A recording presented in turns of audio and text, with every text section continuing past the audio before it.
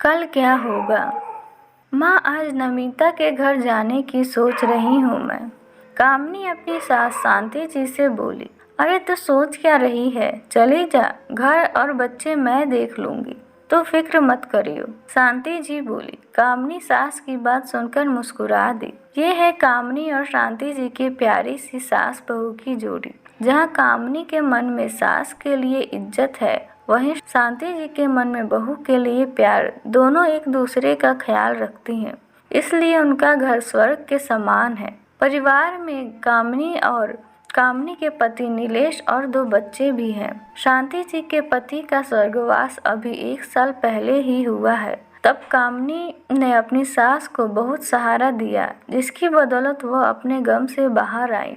कामनी के दोनों बच्चे भी अपनी माँ की परछाई हैं, जो अपने बड़ों का आदर करते हैं। नमिता कामनी की बहुत अच्छी सहेली है और काफी दिनों से दोनों मिल नहीं पाई, इसलिए कामनी उससे मिलने की सोच रही है। चलिए कहानी को आगे बढ़ाते हैं। ये क्या नमिता, क्यों मार रही हो आरव को? कामनी अपनी सहेली के घर पहुंची तो वहां का नज़ारा देख बोली।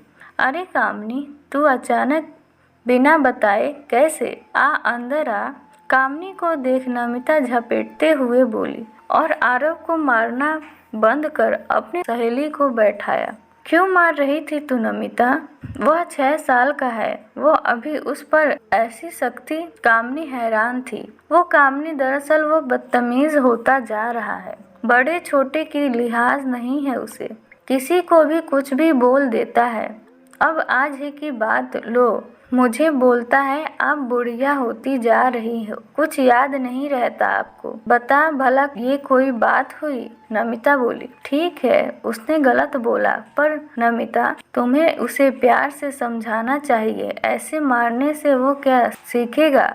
इतने बच्चे को सही गलत की पहचान नहीं होती, कामनी बोली। तभी वहाँ नमिता की 8 साल की बेटी आई और बोली, मम्मी, दादी चाय मांग रही है और साथ में कुछ खाने को भी। इस बुढ़िया को भी हर वक्त बस खाने पीने की ही रहती है। बोल दे जाकर, जब बनेगी चाय मिल जाएगी। नमिता गुस्से में बोली। उसका गुस्सा देख बेटी चली गई। तुम्हारी सास आई हुई है, तुमने बताया नहीं। कब आई हूँ मैं मिल लेती हूँ उनसे, कामनी बोली। अरे छोड़ ना, क्या करेगी बुढ़िया से मिलकर? अपने रोने रोकर दिखाएगी, वह बहुत घाक औरत है। वहाँ जेठानी से नहीं बनी तो यहाँ आ गई मुझे परेशान करने। नमिता मुंह बनाकर बोली। नमिता, ये कैसे बात कर रही हो तुम अपनी सास के बारे में? वह तुम्हारी बड़ी है, उनके लिए यह सम्मान है तुम्हारे मन में? अभी तुम आरव को मार रही थी कि वो बड़ों का सम्मान नहीं करता, तुम्हें गलत बोलता है, पर तुम भी तो यही कर रही हो। फिर कैसे बच्चों को सही सीख दे सकती हो? कामनी उसे समझाते हुए बोली। पर कामनी, आरव अभी बच्चा है, उसे यह सब शोभा नहीं देता। किसी के सामने वो ऐसा बोलेगा कितना खराब लगेगा। उसे सही गलत का फर्क होना चाहिए और ये हमारा ही काम है कि हम उन्हें सिखाएं, नमिता ने तर्क दिया। देख नमिता, बच्चों को सही गलत सिखाना हमारा काम है, पर जब तक हम उनके सामने गलत करेंगे तब तक कैसे? बच्चे सिखाने से नहीं सीखते, देख कर सीखते हैं। तुम उनके सामने अपनी सास के लिए ऐसे शब्दों का प्रयोग करोगी, उन्हें सम्मान नहीं दोगी, तो वही सब तुम्हारे बच्चे सीखेंगे। आज वो छोटे हैं, तुम उन्हें मार कर चुप करवा लोगी, पर कल क्या होगा? कल को जब वो बड़े होंगे और तुम उनकी वृद्धावस्था में होगी, तब वो तुम्हें ऐसे ही बोलेंगे जैसे तुम अपनी सास को आज बोल रही हो। तब तुम्हें बुरा नहीं लगेगा? तब क्या करोगी? कैसे चुप कराओगी उन्हें? कामनी बोली। कामनी की बात सुन नमिता को कोई जवाब नहीं सूझा, क्योंकि कामनी ने उससे उसके कल का आईना दिखाया था।